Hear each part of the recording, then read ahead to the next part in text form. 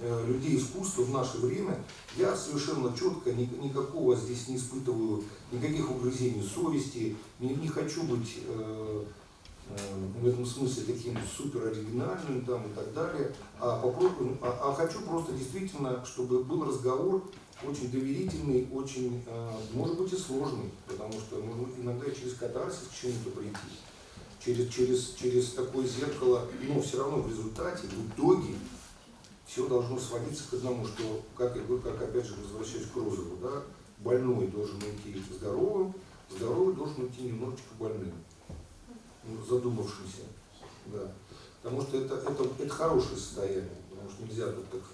Вот, поэтому, мне кажется, роль искусства, наверное, в этом, на мой взгляд.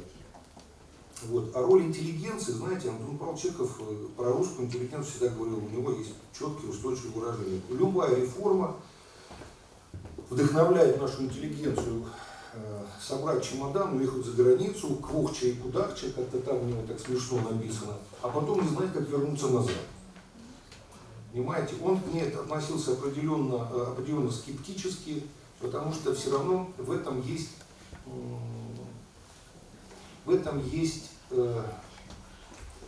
вот те взаимоотношения в нашем обществе, я имею в виду сейчас про русское общество, мы все отчасти имеем к этому отношение, потому что люди, которые прочитали там более 50 книг, у нормального человека все равно вызывает некое восхищение, не восхищение, а скорее уважение.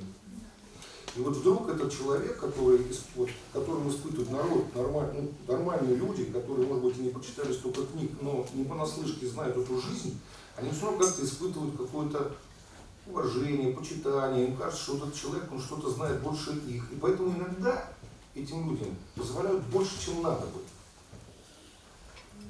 Их балуют просто.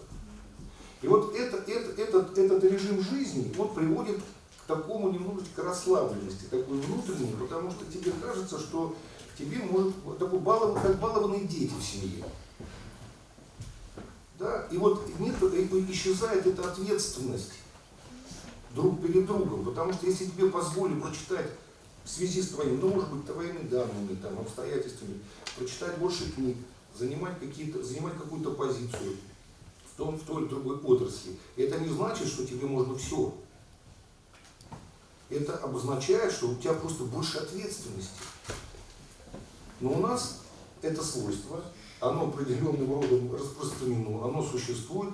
Иногда вот эта обратная связь утрачивается. Я думаю, что будет все равно какой-то кризис серьезный и в кадрах, и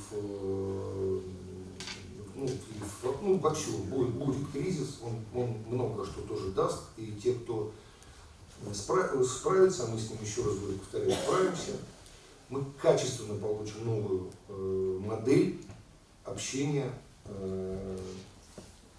работников культуры с тем, кому этот продукт необходим. А продукт этот необходим, потому что мы, еще раз не дам соврать, мы что делаем? Мы создаем атмосферу в обществе. Это вроде руками не потрогать, но без нее ничего не сделаешь.